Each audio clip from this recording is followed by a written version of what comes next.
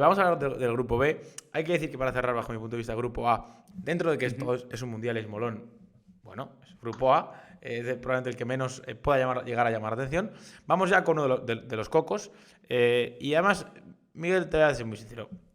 Existe por ahí en el ambiente que con Inglaterra está ese tufillo de que se la pueden pegar.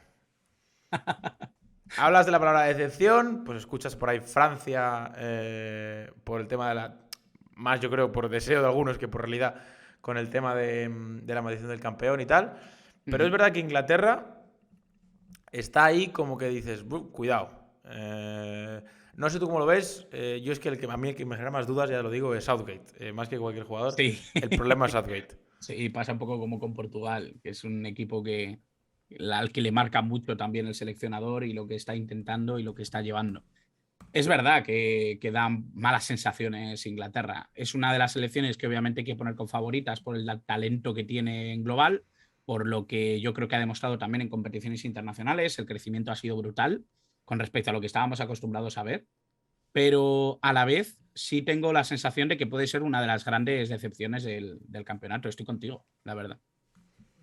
A mí es que siempre me deja, o sea, yo soy de los que cree que no que va a ser un fracaso de ni siquiera pasar fase de grupos, pero yo desde que tengo uso de conciencia, lo máximo que ha llegado a hacer Inglaterra ha sido llegar a la final de la Eurocopa, que bastante es, ¿eh? Bastante es, pero, pero es la sensación de, bueno, qué equipazo lleva. Es que de hecho, vamos a repasar algunos nombres. Te llevas a Pickford, a Pope, que en el Newcastle se está saliendo, a Ramsdale en el Arsenal, que también se está saliendo en defensa, Stones, porque Maguire, vamos a dejarlo de lado, Trippier, Alexander Arnold, Kyle Walker, que finalmente llega. En el centro del campo, Declan Rice, Bellingham, Henderson, Mason Mount, Madison. Bueno, que todos conocemos a la selección de inglesa. Pero luego siempre, cuando llega un momento clave, dices, tu cabeza te dice, bueno, a ver qué hacen.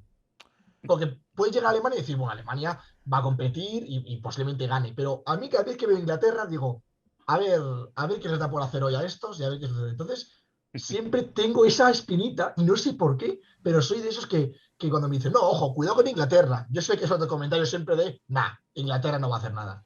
Pero porque me sale solo, porque pienso que a pesar de la calidad de sus jugadores, siempre es una selección que deja mucho que desear. Sí, siempre es una selección que quizá no llega a las intenciones que puede llegar a tener la plantilla por calidad. Eso es Ujú. así. Tácticamente siempre ha sido una selección relegada a estar por debajo de las demás.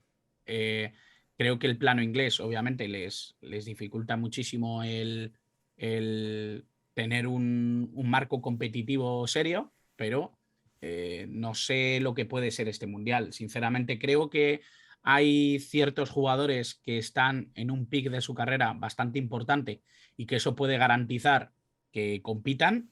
Lo que no sé es si cuando se ponga seria la cosa y empiecen a llegar cocos, van a tener esa estabilidad, porque Sí. eso también le ha pasado muchas veces a Inglaterra. De hecho, si no me equivoco, en la Eurocopa, una Inglaterra bastante ramplona, una Inglaterra con bastantes dudas y que ha Ujú. ido pasando partidos de aquella manera, pero que luego ha tenido muchas dificultades, ¿no? Yo creo que al final es un poco lo que sucede con Inglaterra y sobre todo tengo que decir con la Inglaterra de Gareth Southgate, que a pesar de que ha sido el gran artífice de la Inglaterra mmm, competitiva en los últimos años, creo que ya no le da para más. Y Ujú. ha llegado a un punto de no retorno, quizá. ¿No te da la sensación, y bueno, lo de la Eurocopa hay que decir que para mí el mejor partido es contra Alemania y que luego pasan a la final por un penalti que se inventan sobre Sterling? Pero de eso Uh no -huh. vamos a hacer hoy el programa de la Eurocopa.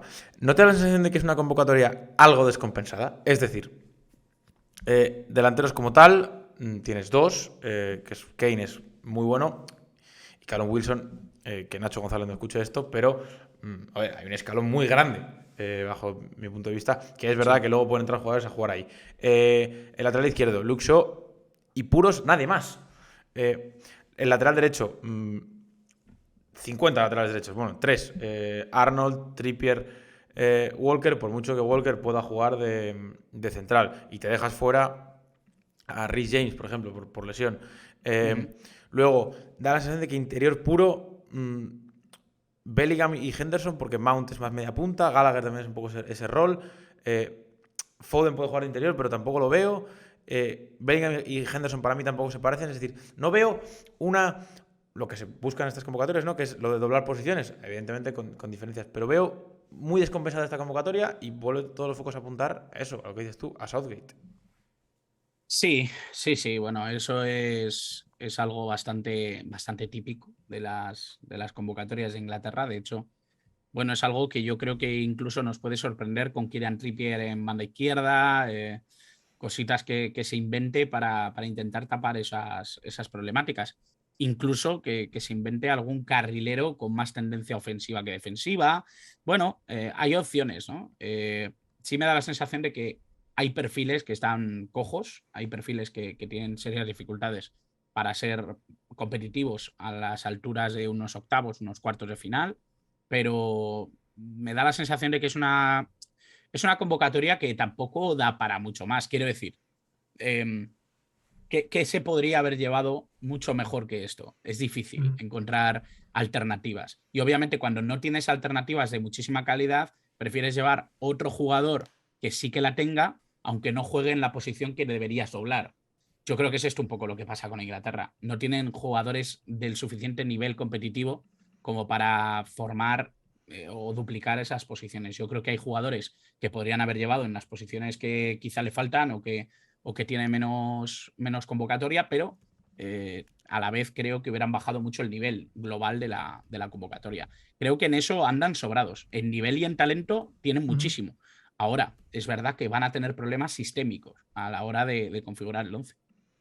Mira, hablas de nivel y es una cosa que justo quería hablar ahora y sé que es una de las locuras y pedradas mías, pero si la gente se fija en la convocatoria de Inglaterra, todos, menos uno, que es Bellingham, todos juegan en la liga inglesa.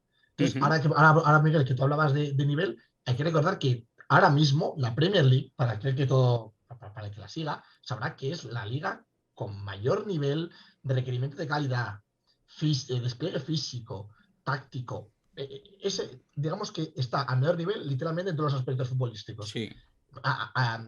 Por encima del resto de ligas. Entonces, para mí es una ventaja bastante grande la que tiene en este caso Inglaterra de tener a jugadores de alto nivel, o sea, bueno, del máximo nivel, repito, tanto hablando de calidad, de rigor táctico y de rigor físico, que al fin y al cabo son las tres cosas que se pide en un futbolista. Otra cosa que lo acaba de decir Miguel es como luego funcionen sistemáticamente hablando. Pero creo que es una ventaja con la que parte Inglaterra, con la que el resto de selecciones no, y la verdad que me parece una ventaja bastante a tener en cuenta. Otra cosa es que luego la sepas utilizar o no, pero la ventaja para mí está ahí.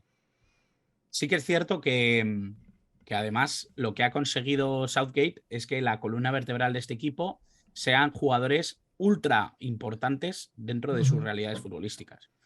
Es el caso, por ejemplo, de Kieran Trippier, un jugador que ahora mismo está en un estado y un nivel brutal en el Newcastle.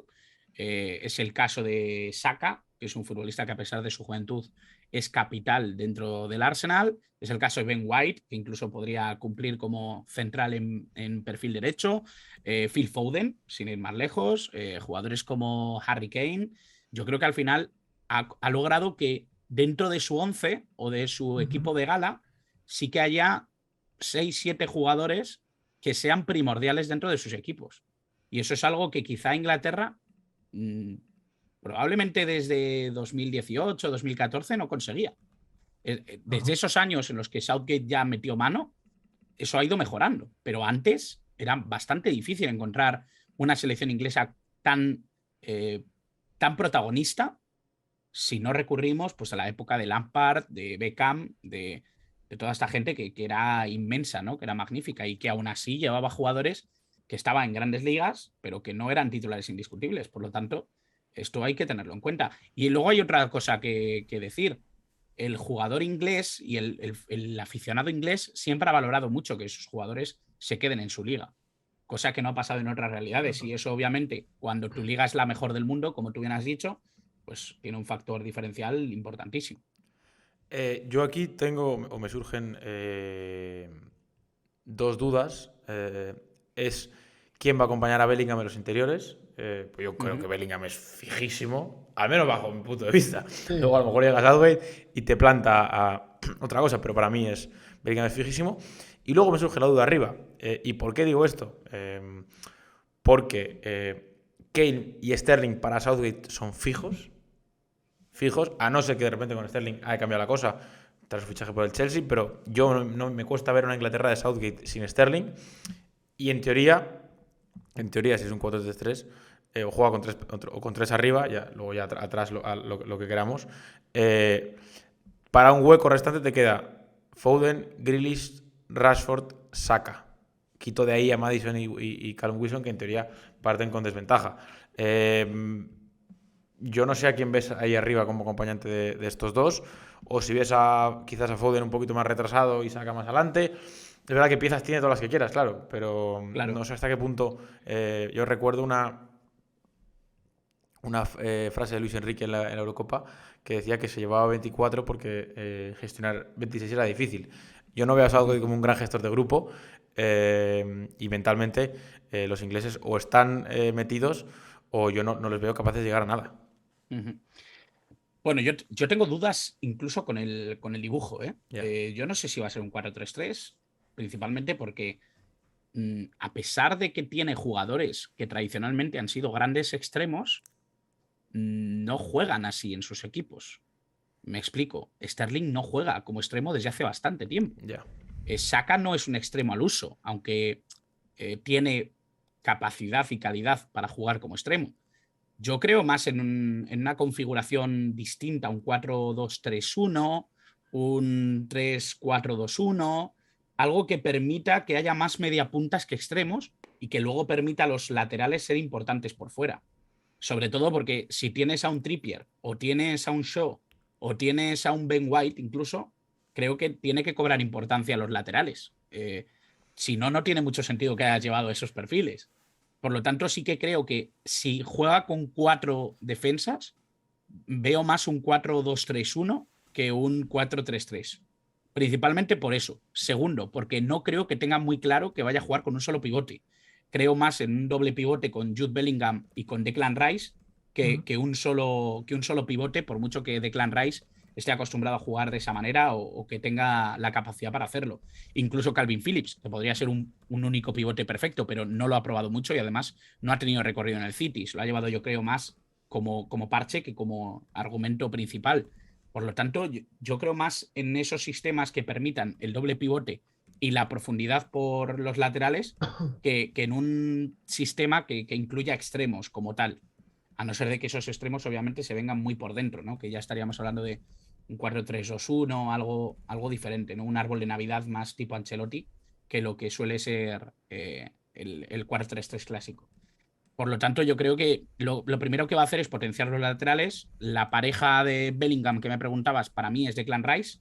Sin duda, creo que Declan Rice va a ser primordial en este equipo, o debería serlo. Y bueno, dependiendo del dibujo que tenga, pues puede entrar Foden acompañando a Sterling, puede entrar Mason Mount, que también es un jugador importante en el juego interior, que no confía demasiado Southgate en él, es cierto, pero yo creo que la pieza de Foden puede ser muy importante en este equipo, debería serlo, por lo menos. ¿Qué sensaciones te deja la convocatoria? O sea, ¿dónde crees que tiene que llegar esta Inglaterra? Después, repito, o sea, después de llegar a la final de la Eurocopa, que bastante, Sí. que bastante es. ¿Dónde crees que dónde crees que debería llegar esta Inglaterra mínimo? Por talento, yo creo que tendría que llegar a cuartos mínimo. Eso clarísimo.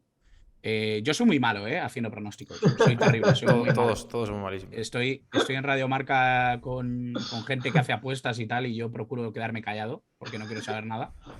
Y esto, no sé si debería estar diciendo esto por aquí, pero realmente es así.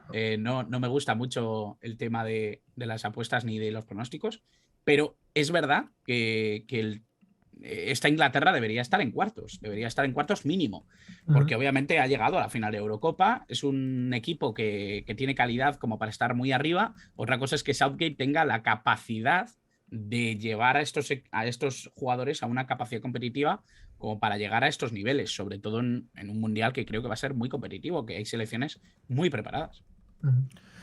Aquí la duda, yo con esto cierro, viene de una dinámica terrible Inglaterra. El 2022 es tétrico, indigno para esta selección, me atrevería a decir, sobre todo porque creo que ha ganado un partido ese San Marino. Es verdad que el grupo de la Nations League era difícil, pero ha perdido con Hungría, partido que no debería perder. Esto es factible para llegar lejos a un mundial. Es decir, ¿crees que cuando lleguen a Qatar van a saber hacer, bueno, pues ahora aquí no digo que partimos de cero, pero empieza aquí el mundial, o van a llevar un arrastre, por decirlo de alguna forma, que eso les puede pasar factura? No, yo creo que el Mundial es otra cosa, que el Mundial activa de otra manera a los jugadores, activa su nivel real, y yo creo que la capacidad competitiva que tiene un jugador en un Mundial es radicalmente opuesta a todo lo demás. Y los jugadores se han estado preparando los últimos meses para esto. Ya puede haber pasado Nations League, ya puede haber pasado Eurocopa, ya puede haber pasado lo que sea. El Mundial es otra cosa. Y yo creo que al final, por mucho que se estén jugando en otras competiciones internacionales, por mucho que hayan dado una imagen quizá dubitativa en otros amistosos o en partidos entre medias, creo que la situación entre una Nations League y un Mundial es radicalmente opuesta a nivel de concentración, sobre todo. Pasando de selección, de unos que hablan inglés a otros que lo hacen de la misma manera, que son para mí una de las posibles revelaciones, Miguel. No sé si me compras ese calificativo para definir a la selección de Estados Unidos. Bueno, puede ser, puede ser. Es una selección que cada vez hace más cosas bien. Es una selección con nombres importantes, con jugadores que van triunfando dentro de ligas importantes. A mí siempre me viene a la cabeza Brendan Aronson, que es un jugador que creo que puede ser muy importante para el futuro de esta selección estadounidense. No sé si partirá como titular, pero obviamente creo que es un jugador importante.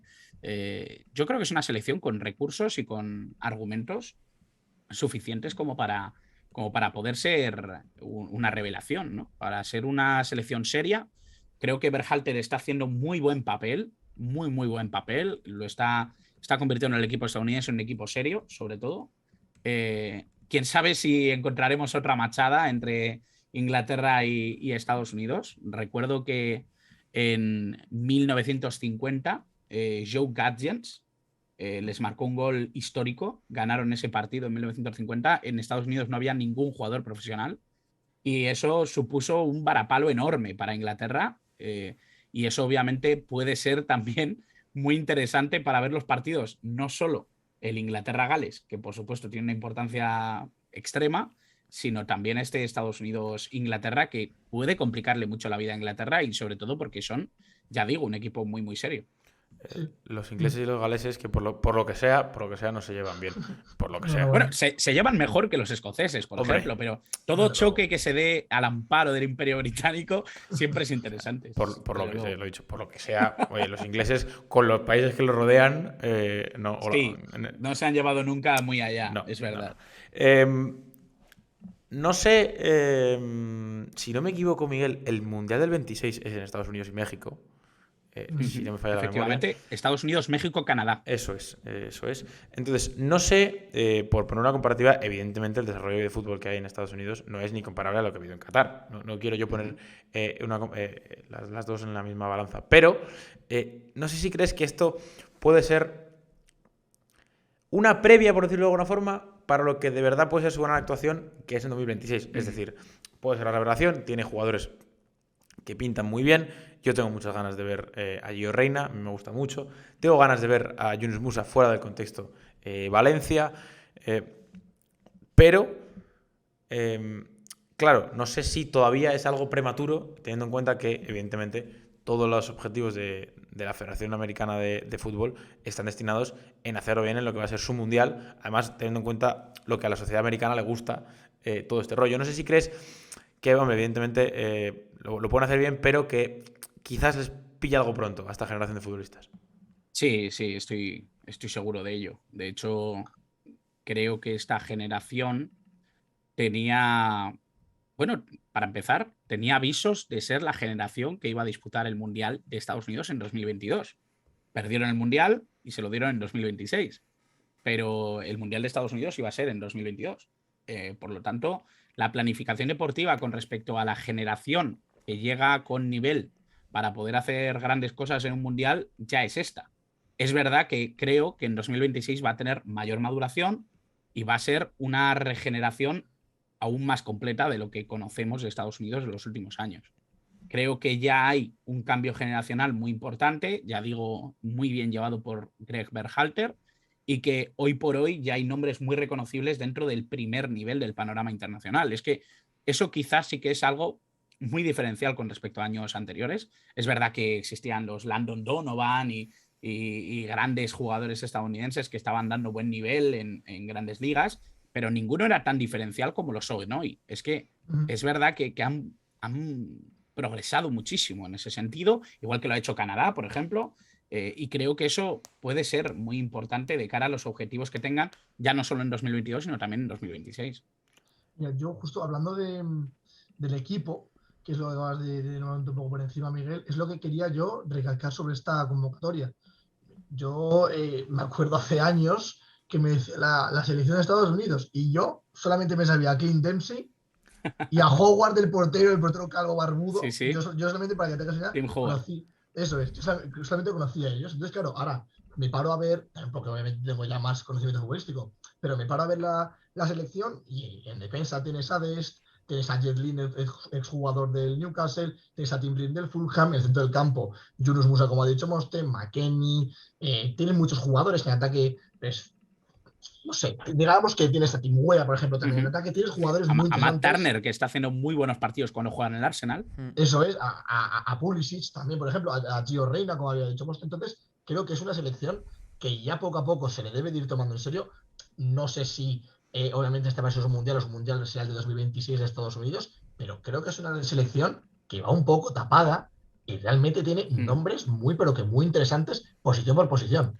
Yo, un Sí, aspecto sin duda, sin duda. que creo que es importante, hablábamos antes con el caso de Senegal y Ecuador, aquí ocurre lo contrario, es decir, en principio imaginamos a Gales y Estados Unidos pegándose, entre comillas, por esa segunda plaza, se enfrentan en la primera jornada.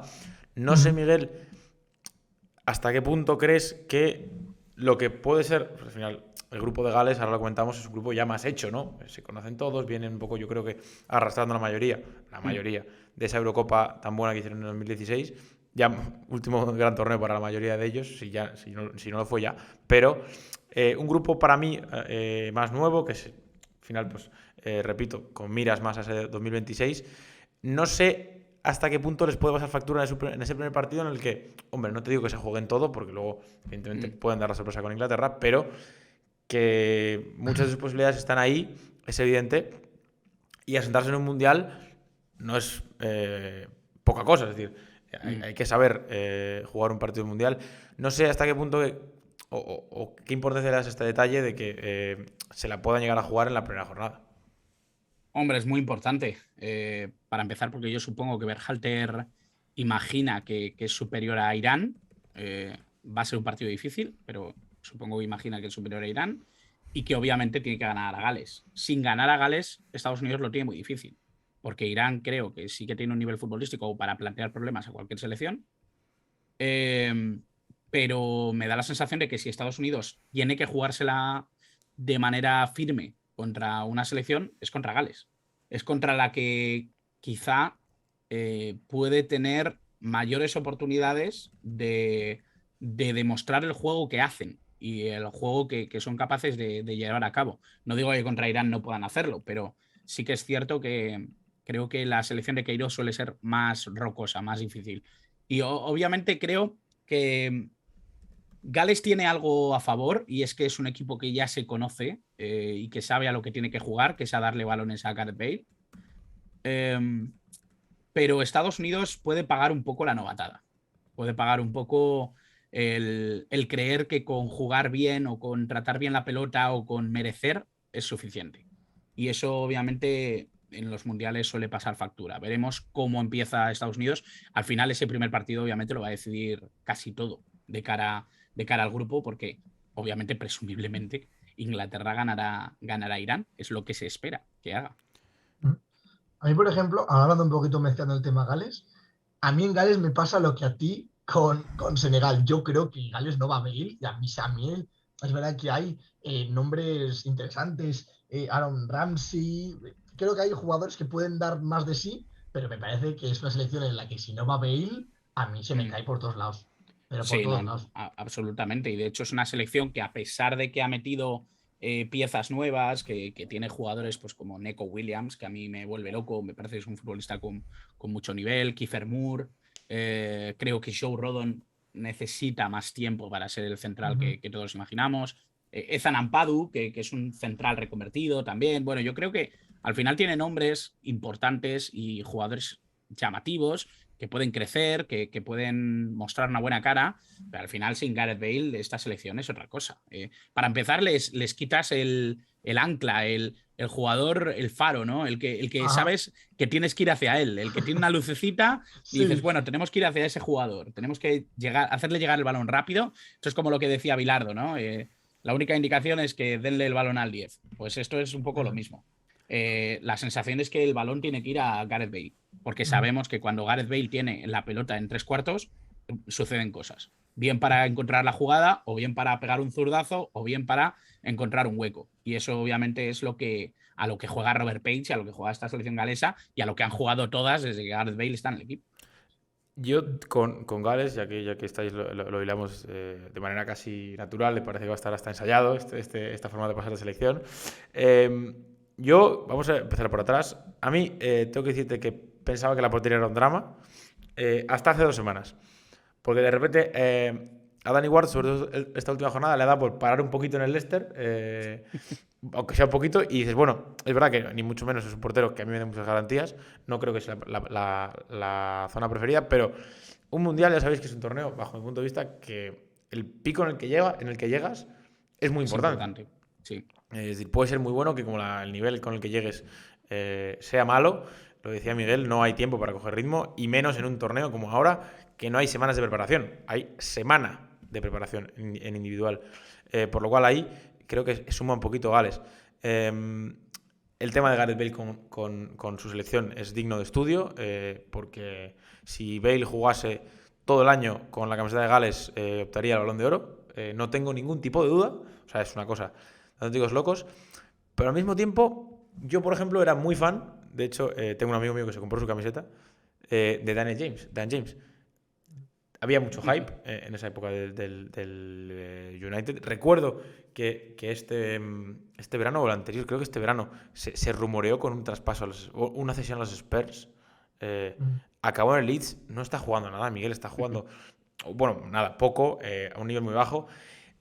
Y claro, Rob Page, cuando se llegue a plantear ese partido con Estados Unidos del que estamos hablando, es claro que Belhartel va a tener clarísimo lo que hay que hacer. Es decir, pongamos a 3 tipos sobre Bale, que hombre, eso les bloquea un poco, ¿no? Como cuando en waterpolo tapas al boya.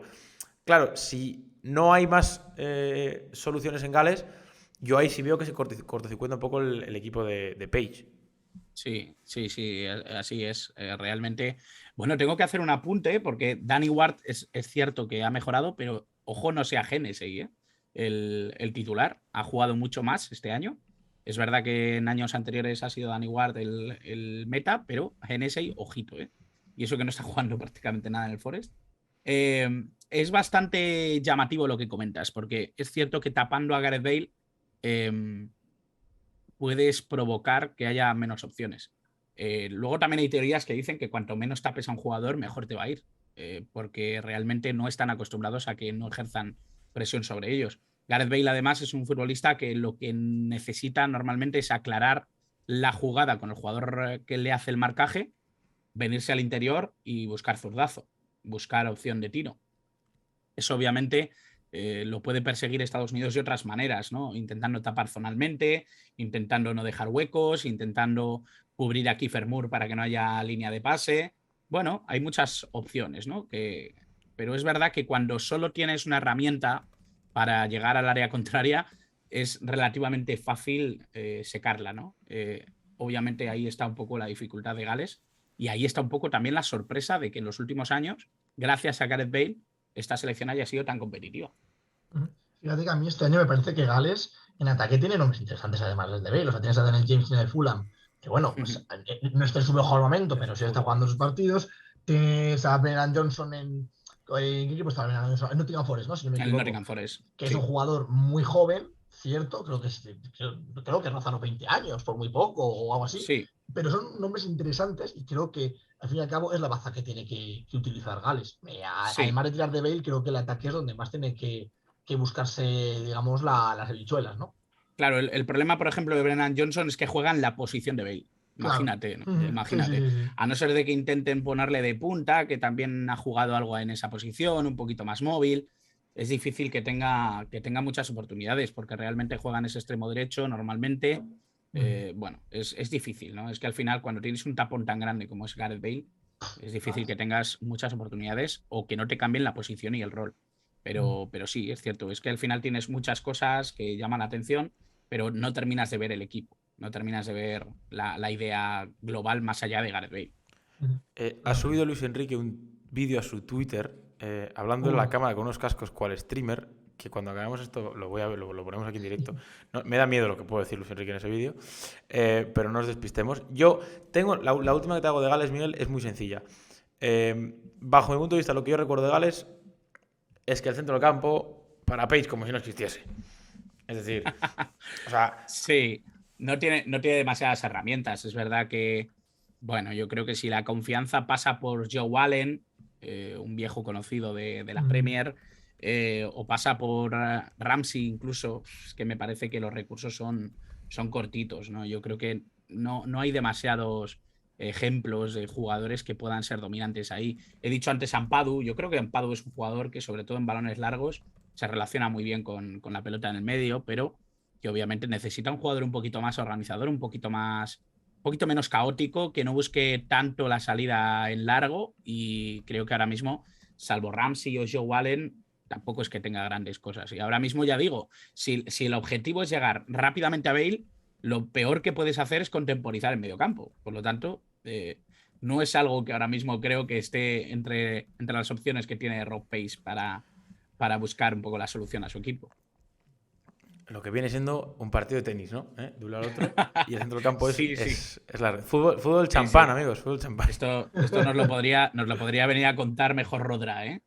Tendría mucho más dominio Sí, sí, de. sí, sí, sí, sí. Lo único que yo no sé si Rodra ha visto a algún jugador galés jugar alguna vez en su vida quitando a Gareth Bale. Da igual, te saca un artículo el Eso cabrón. sí es verdad. Sí, Eso sí eso es sí, verdad. eso seguro. O te escribe un poema, una de las dos. Hombre, hombre. Una de las dos. La última selección. Te he leído estos días algo sobre Irán, sobre todo con el Sí, tema de Azmoun, que al final va convocado. sí. Eh, no sé si la estamos. Y cuando digo estamos es la opinión generalizada del fútbol que ha visto, en mi caso, un partido de un jugador iraní en su vida, que es Alireza. No he visto más jugadores iraníes, no os voy a mentir. Grande Jahan Bax. Eh, Estamos infravalorando demasiado a Irán. Es decir, yo le doy. O sea, yo creo que va a acabar con 0 puntos.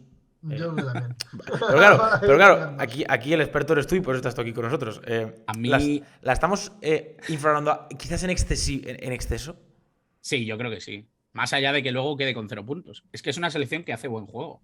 Es cierto, hay que decir una cosa, y esto es algo importante que hay que valorar. Primero, la situación sociopolítica es terrible. Ahora mismo los jugadores van a estar tocaditos también en cuanto a Mm. lo psicológico. Incluso puede haber problemitas entre algunos de los jugadores. Parece que Taremi y Asmun tuvieron algún problema dentro de la concentración y que eso provocó esa tardanza para sacar la lista y demás. Luego hay otro problema, y es que el entrenador que de verdad mostró un buen nivel para llevarles al Mundial, que era Dragan Skocic, fue destituido y se fichó a Carlos Queiroz, que ya había estado en la selección antaño, pero que ha vuelto para este Mundial de Qatar. Yo no suelo confiar mucho en esos cambios tan radicales, sobre todo cuando el rendimiento había sido bueno. No me gustan mucho esos cambios. Creo que descompensan muchísimo la confianza de los jugadores. Creo que no saben exactamente a qué van a jugar. Creo que Queiroz, si algo ha demostrado, es que suele jugar de una manera conservadora, y esta selección normalmente lo que tiene que hacer es amasar el balón, tener capacidad de juego interior. Es verdad que no tiene un mediocampo muy potente, pero tiene jugadores que pueden ser importantes, como Godos, como Satolai, que a mí me gusta especialmente. Va a jugar seguramente como pivote defensivo. Que luego tiene profundidad por banda con Aishafi, que es el lateral izquierdo. Que luego creo que la experiencia de Jahan Bax puede ser muy buena al espacio. Que Azmoun es un jugador total que va a estar en toda la zona de tres cuartos. Taremi, que es un jugador que normalmente juega como delantero centro, lo hace en el Porto y que está en muy buen estado de forma, probablemente vaya a banda, porque Azmoun suele ocupar esa posición de delantero centro. Es que creo que tienen cosas, creo que tienen mimbres. Otra cosa es que todos estos cambios y que obviamente están encuadrados en un grupo con 3 selecciones que hoy por hoy tienen que demostrar muchas cosas. Gales yo creo que está ante su última oportunidad de hacer algo interesante en un mundial. Estados Unidos está a las puertas de esa oportunidad de 2026 y con una generación que pide cosas ya. Y Inglaterra, que no deja de ser una selección súper importante y que tiende a ser la favorita del grupo. Por lo tanto, obviamente las dificultades de Irán ahí están, sobre todo porque futbolísticamente tienen lo que tienen. A mí me gusta, pero entiendo que la gente pues no haya visto tanto partidos de Irán o no conozca mucho la realidad de alguno de sus jugadores, pero hoy por hoy creo que Irán es una selección que hace un juego bastante decente. Yo es que dirá un poquito de nadie, la verdad. No, no pretendo engañar a nadie. Yo dirán, Claro, tú conozco a Taremi porque soy del Atleti y contra el Oporto le he podido ver. Pero yo diré un poco. Yo recalco las últimas palabras de Miguel. Es que al fin y al cabo te has topado con lo que te has topado. Te topas con una Inglaterra de una calidad, como viene siendo habitual, pero con una calidad tremenda, con Estados Unidos. Repito, yo desde que tengo ser conciencia, con unos jugadores que pocas veces le he visto anteriormente y con una Gales que es lo que depende del que depende, pero que al fin y al cabo sigue siendo más equipo que Irán. Entonces, veremos a ver para qué le da a Irán. Yo de Irán quiero hablar dos cosas. La primera, ahora luego nos metemos en el tema del problema sociopolítico, por poner una calificación a eso, aunque no me gusta mucho entrar en estos temas, pero creo que es importante y merece la pena, hay que tocarlo. Pero Carlos Queiroz, es verdad que viene o llega de vuelta a la selección como llega, que es un poco abrupto, que casi de rebote, pero Carlos Queiroz se la sabe todas. Sí, sí. Otra cosa no, pero perro viejo es un rato, en el buen sentido de la palabra. Súper competitivo, además. ¿Hasta qué punto crees que es capaz Queiroz de convencer al grupo de que en una situación en la que probablemente muchos de ellos estén con la cabeza en otras cosas, como es lógico, tienen que salir los días 21, 25 y 29 a pelear y oye, vete tú a saber, yo creo que es que Queiroz irá contento si suma una victoria, me imagino. Sí, yo creo que sí. Al final, 3 puntos en un mundial es una cosa maravillosa. El tema es que, a ver, es difícil, es difícil. Yo creo que Queiroz, además, no sé si se ha ganado la confianza de todos los jugadores. No sé si a muchos de los jugadores que están en este equipo no les ha gustado la decisión de prescindir del anterior seleccionador. Es que hay muchas cosas que hay que valorar dentro de lo que es este cambio dentro de Irán. Hombre, yo pienso que Queiroz es un grandísimo entrenador y es un entrenador que va a intentar hacer conscientes a los jugadores de que hay un objetivo más allá de lo que se plantee esta selección y de lo que sepa que pueden ser en este grupo. Pero me da la sensación de que más allá de lo que él haga, en las cabezas de los jugadores estará la situación que tenga cada uno. Y eso obviamente pues va a influir. Es que eso siempre influye, aunque nos parezca que no.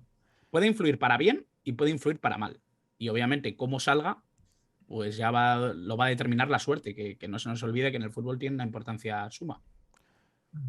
Efectivamente, efectivamente. Te quiero preguntar, para cerrar, Miguel, de los dos grupos que hemos hablado hoy, luego, evidentemente, el próximo día que estarás aquí con nosotros para hablar de los grupos G y H, dos grupos muy molones, dicho por ti, yo también, pero Sí, dicho, a mí me gustan mucho. dicho por ti. De esos grupos A y B, quédate con un partido de cada grupo, un enfrentamiento que digas, es que tengo, evidentemente todos, ¿no? Pero me apetece ver del grupo A este enfrentamiento y del grupo B este enfrentamiento. A ver, pues, del equipo del grupo B sería probablemente el Inglaterra-Estados Unidos. Y del grupo A, te voy a decir Países Bajos-Ecuador. Mira. Vale. creo que puede ser un partido chulo. Todo el Sorprendente. mundo tomando nota, ¿eh? Eso es. Imagínate todo el mundo en casa con De papel y hecho, boli. Yo Seguro.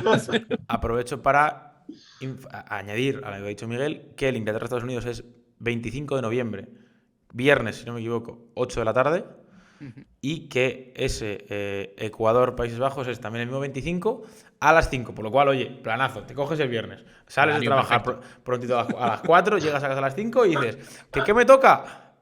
Furbo. Furbo, Toca ya furbo. está.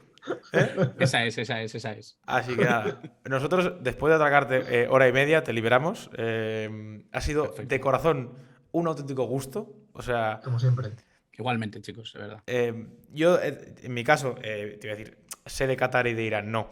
Me he leído cosas de Qatar y Irán, me he informado evidentemente, he trabajado sobre ellas, pero da gusto escuchar a alguien que de verdad conoce todo este tema. Y tanto. Es un gusto debatir y charlar de fútbol. Nos vemos el jueves, así que no te vayas muy lejos. Y de corazón Nada. que mil gracias. El jueves prometo que sacamos un ratito, hablamos de tu pucela, que oye, Merece la pena. te irás al Mundial tranquilísimo. Ahora es tiempo de mundial. La verdad es que desconecté del fútbol ya hace un tiempín para centrarme única y exclusivamente en el mundial. He intentado centrarme en todo lo que llevaba esto. Ya digo que llevo unos cuantos meses preparándomelo, pero estas últimas semanas especialmente. Y la verdad es que el Pucela ha pasado a ser mi problema Z, por mucho que me duela. Pero realmente ya sabéis que cuando el trabajo llama y cuando Eso es. lo exige la situación, pues tienes que hacer sacrificios. Y no he visto prácticamente nada de fútbol de ligas para intentar centrarme en ver partidos. De hecho, algunos de los últimos que he visto han sido de Qatar, precisamente. Mira. Así que Ostras. bueno, sí que me gustaría disfrutar del Mundial tanto como lo hagáis vosotros, que estoy seguro que vais a hacer una programación estupenda por aquí, que os lo curráis mucho y que para mí es un placer de verdad venir y poder charlar.